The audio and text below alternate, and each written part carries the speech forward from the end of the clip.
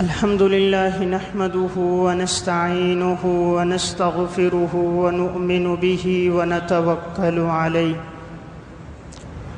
ونعوذ بالله من شرور أنفسنا ومن سيئات أعمالنا من يهده الله فلا مضل له ومن يضلله فلا هادي له وأشهد أن لا إله إلا الله وحده لا شريك له وأشهد أن محمدًا عبده ورسوله أما بعد فأعوذ بالله من الشيطان الرجيم بسم الله الرحمن الرحيم محمد رسول الله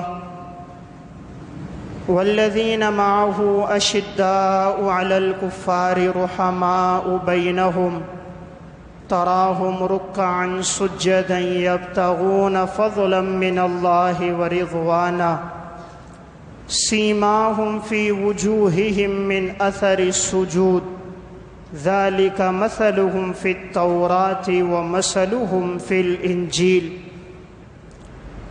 وقال النبي صلى الله عليه وسلم لو كان بعدي نبي لكان عمر وقال النبي صلى الله عليه وسلم إن الله جعل الحق على لسان عمر وقلبه وقال النبي صلى الله عليه وسلم اللهم أعز الإسلام بعمر بن الخطاب أو بعمر بن ہشام صدق اللہ العظیم۔ میرے انتہائی واجب الاحترام قابل صد احترام بھائیوں، دوستوں اور بزرگوں، آج 28 ذی الحجہ 1440 ہجری ہے۔ اگر یہ مہینہ 29 کا ہوا تو ایک دن کے بعد یعنی آنے والا اتوار کا جو دن ہوگا تو یہ یکم محرم الحرام 1441 ہجری ہوگا، اور اگر یہ مہینہ 30 کا ہوا تو 2 دن کے بعد یعنی آنے والا پیر کا جو دن ہوگا یہ یکم محرم الحرام 1441 ہجری ہوگا۔ تو اسلامی سال کا جو آغاز ہوتا ہے وہ محرم الحرام کے مہینے سے ہوتا ہے، اور محرم الحرام کی جو پہلی تاریخ ہے یعنی آنے والے اتوار یا پیر کے دن کی جو تاریخ ہے یہ حضرت عمر رضی اللہ تعالی عنہ کی شہادت کا دن ہے۔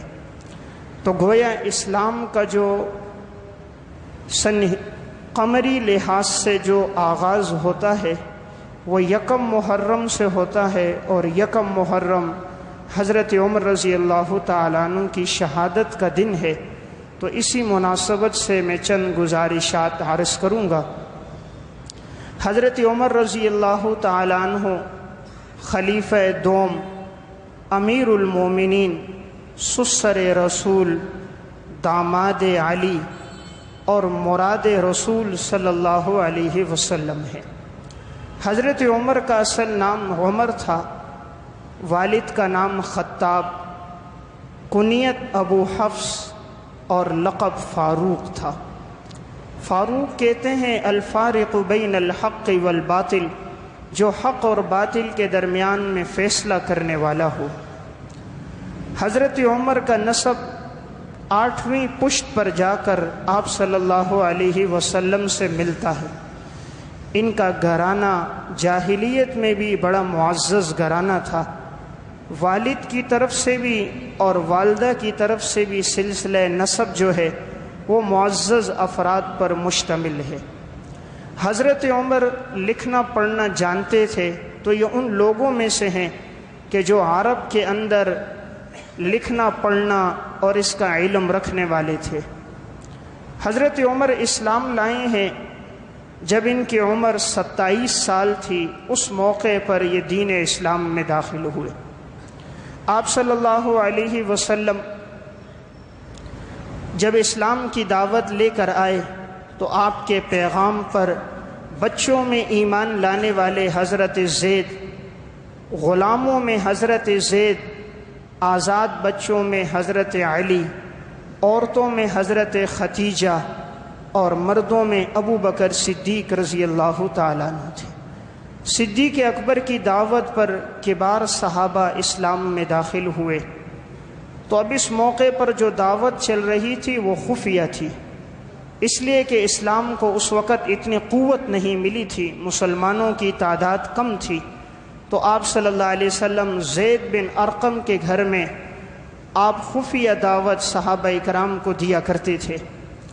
حضرت عمر ابھی اسلام نہیں لائے تھے، ان کے اسلام لانے سے قبل ان کی بہن فاطمہ اور ان کے بنوئی سعید بن زید ایمان لے آئے تھے۔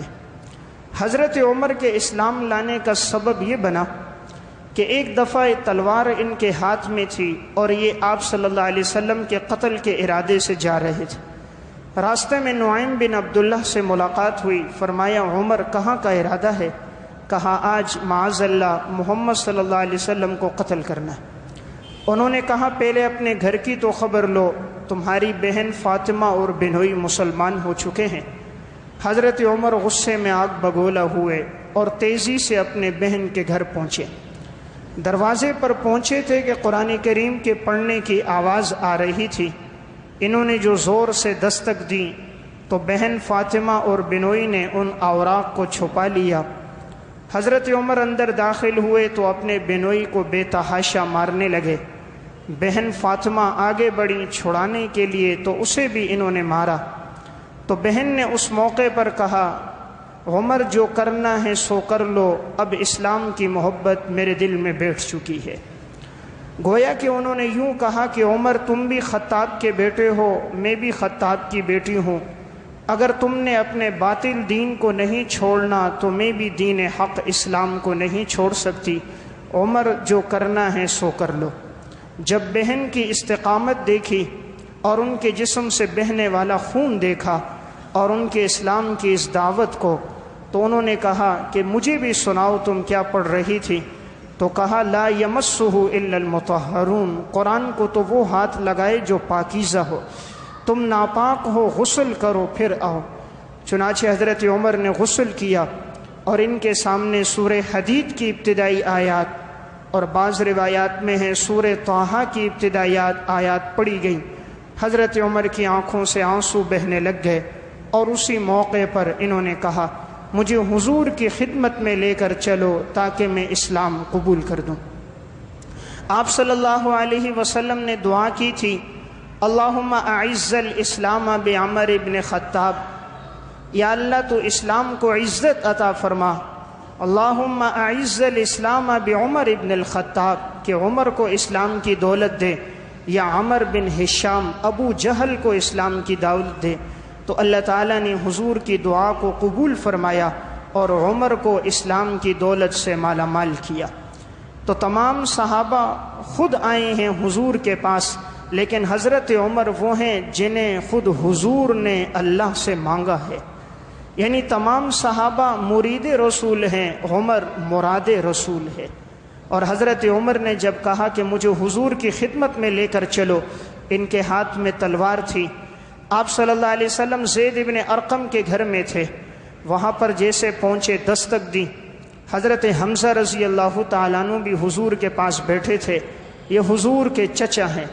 جیسے ہی دروازہ کھولا گیا تو ایک نے کہا کہ عمر کے ہاتھ میں تلوار ہے، لگتا ہے غلط ارادے سے آیا ہوگا۔ حضرت حمزہ نے کہا، حضرت حمزہ رضی اللہ تعالیٰ عنہ نے فرمایا کہ تم عمر کو آنے دو، اگر عمر غلط ارادے سے آیا ہے تو عمر کی تلوار سے عمر کا سر قلم کر دوں گا، آنے دو عمر کو۔ دروازہ کھولا، حضرت عمر آئے اور کلمہ پڑھا۔ آپ صلی اللہ علیہ وسلم خوش ہوئے، صحابہ نے اس موقع پر خوشی میں نعرہ تکبیر لگایا اور مکہ کی گلیوں میں پہاڑوں میں ایک آواز گونج گئی۔ حضرت عمر کا اسلام لانا تھا کہ اللہ نے پھر اسلام کو تقویت دی تھی اور فرمایا یا رسول اللہ ہم حق پر ہیں۔ آپ نے فرمایا جی حق پر ہیں۔ فرمایا تو آج کے بعد کوئی نماز ہم خفیہ ادا نہیں کریں گے، آج کے بعد نماز مسجد حرام میں ادا ہوگی۔ حضرت عمر رضی اللہ تعالیٰ عنہ تلوار لے کر آئے، مسجد حرام میں پہنچے اور کہا جس نے اپنی بیویوں کو بیوہ کروانا ہو، اپنے بچوں کو یتیم کرانا ہو، وہ آئے عمر کا راستہ روکے۔ کون اور کس کی مجال تھی کہ عمر کا راستہ روکتا؟ تو حضرت عمر کے اسلام لانے سے اسلام کو تقویت ملی اور پھر نمازیں مسجد حرام میں ادا کی گئی۔ تو حضرت عمر کی یہ شہادت ہے یکم محرم الحرام کو، یعنی آج سے 1 یا 2 دن کے بعد حضرت عمر کی شہادت ہے۔ یہ وہ صحابی ہیں کہ قرآن کریم میں اللہ رب العزت نے فرمایا محمد الرسول اللہ والذین معہ اشداء علی الکفار، حضور کے ساتھ جو لوگ ہیں یہ کفر کے مقابلے میں سخت ہیں، رحماء بینہم، آپس میں نرم دل ہیں۔ مفسرین نے لکھا ہے اشداء علی الکفار کا مصداق عمر ہے، رحماء بینہم کا مصداق ابو بکر صدیق ہیں۔ کفر کے مقابلے میں سخت عمر تھے اور آپس میں انتہائی نرم دل رقت قلب والے ابو بکر صدیق تھے۔ حضرت عمر رضی اللہ تعالیٰ عنہ کی یہ فضیلت کہ آپ صلی اللہ علیہ وسلم نے فرمایا ان اللہ جعل الحق علی لسان عمر وقلبہ، اللہ تعالیٰ نے حق بات کو عمر کی زبان اور دل پہ جاری کر دیا۔ آپ صلی اللہ علیہ وسلم نے فرمایا لو کان بعدی نبی لکان عمر، اگر میرے بعد نبوت کا سلسلہ جاری رہتا عمر اس درجے کا انسان ہے کہ یہ نبی ہوتا۔ آپ صلی اللہ علیہ وسلم نے فرمایا مجھ سے پہلی امتوں میں محدث لوگ گزرے ہیں۔ محدث اسے کہتے ہیں جس پر الہام ہوتا ہے دین اور شریعت کی باتوں کا۔ آپ نے فرمایا فَإِن يَكُ فِي أُمَّتِي أَحَدٌ فَإِنَّهُ عُمَرٌ، میری امت میں اگر ایسا کوئی شخص ہے تو وہ عمر ہے۔ آپ صلی اللہ علیہ وسلم نے جن 10 آدمیوں کو جنت کی بشارت دنیا میں دی تھی ان میں دوسرے نمبر پر عمر تھے کہ آپ نے فرمایا ابو بکر فی الجنہ وعمر فی الجنہ وعثمان فی الجنہ وعلی بن ابی طالب فی الجنہ وعبد الرحمن بن عوف فی الجنہ وسعید بن زید فی الجنہ وسعد بن ابی وقاص فی الجنہ وابو عبیدہ بن الجراح فی الجنہ۔ تو آپ صلی اللہ علیہ وسلم نے جن 10 آدمیوں کو جنت کی بشارت عطا فرمائی ان میں ایک عمر بھی تھے۔ آپ نے فرمایا اقتدوا باللذین من بعد ابی بکر و عمر، میرے بعد تم لوگ ابو بکر اور عمر کی اقتدا کرنا۔ آپ صلی اللہ علیہ وسلم نے فرمایا جس راستے پر عمر چلتا ہے اس راستے پر شیطان نہیں چلتا۔ عمر جب راستے پر ہو تو شیطان بھی وہ راستہ چھوڑ دیتا ہے۔ نبی اکرم صلی اللہ علیہ وسلم نے فرمایا میں نے خواب دیکھا اور خواب میں میرے سامنے دودھ لایا گیا تو میں نے دودھ کو پیا، اتنا پیا کہ اتنی سیرابی ہو گئی کہ گویا میرے ناخنوں کے نیچے تک سیرابی ہو گئی۔ پھر میں نے بچا ہوا دودھ عمر کو دیا۔ آپ سے پوچھا گیا یا رسول اللہ اس خواب کی تعبیر کیا ہے؟ آپ نے فرمایا اس کی تعبیر علم ہے کہ اللہ نے عمر کو علم دیا ہے۔ آپ صلی اللہ علیہ وسلم نے خواب دیکھا، فرمایا کہ میں نے دیکھا میرے سامنے کچھ لوگ آئے، بعض کی قمیصیں ان کی ناف تک تھیں، بعض کی قمیص ان کی شرمگاہ تک تھیں اور بعض کی قمیصیں اتنی چھوٹی کہ سینے تک تھیں، لیکن میں نے دیکھا کہ عمر کی قمیص اتنی لمبی تھی کہ وہ گھسٹتے ہوئے لے جا رہے تھے۔ آپ سے پوچھا گیا اس کی تعبیر کیا ہے؟ آپ نے فرمایا اس کی تعبیر دین ہے کہ عمر دین کے اندر ہوگا، دین پر ثابت قدم ہوگا اور دین کا علم عمر کے پاس سب سے زیادہ ہوگا۔ نبی اکرم صلی اللہ علیہ وسلم نے فرمایا میں نے خواب دیکھا کہ میں ایک ڈھول سے پانی نکال رہا ہوں، کنویں سے میں نکالتا رہا، اس کے بعد پھر ڈھول ابو بکر نے لیا، انہوں نے چند ڈھول نکالے لیکن اس میں کچھ کمزوری تھی، پھر اس کے بعد یہ ڈھول بڑے ڈھول میں تبدیل ہو گیا اور عمر اس ڈھول کو نکالتا رہا۔ یہ اشارہ تھا کہ میرے بعد ابو بکر کی خلافت ہوگی، لیکن چونکہ وہ 2 سال کا دور تھا اس میں فتوحات نہ ہو سکیں اور اس میں بہت سے فتنے سامنے آ گئے، انکار زکوٰۃ کا فتنہ بھی آیا اور اس دور میں مسیلمہ کذاب کا فتنہ بھی آیا اور بہت سے نئے فتنوں کا سامنا بھی ہوا، تو فتوحات نہ ہو سکیں، لیکن حضرت عمر کے دور میں فتوحات ہوئیں، اس لیے آپ نے اشارہ کیا کہ وہ بڑا ڈھول بن گیا اور عمر اس کو نکالتے رہے۔ آپ صلی اللہ علیہ وسلم ایک باغ میں تھے، آپ نے ابو موسیٰ اشعری رضی اللہ تعالیٰ عنہ سے فرمایا باغ کا دروازہ بند کر دو، کسی کو اندر نہ آنے دو، کوئی آئے تو مجھ سے پہلے پوچھ لینا۔ آپ صلی اللہ علیہ وسلم باغ میں بیٹھے ہیں، ابو موسیٰ اشعری دروازے پر ہیں، دروازے پر دستک ہوئی، پوچھا کون؟ کہا ابو بکر۔ ابو موسیٰ اشعری آئے، حضور کو بتایا ابو بکر صدیق ہیں۔ آپ نے فرمایا افتح لہ وبشرہ بالجنہ، دروازہ کھول دو اور جنت کی خوشخبری دو۔ ابو بکر آئے، تھوڑی دیر کے بعد پھر دستک ہوئی، ابو موسیٰ اشعری نے پوچھا کون؟ کہا عمر۔ آ کر اطلاع دی، آپ نے فرمایا افتح لہ وبشرہ بالجنہ، دروازہ کھول دو، جنت کی خوشخبری دو۔ تھوڑی دیر کے بعد پھر دستک ہوئی، پوچھا کون؟ پتہ چلا عثمان۔ آپ نے فرمایا افتح لہ وبشرہ بالجنہ، کھولو دروازہ اور جنت کی خوشخبری دو، لیکن علی بلوى تصیبہ، یہ بھی بتاؤ کہ تمہارے اوپر مصیبت آئے گی۔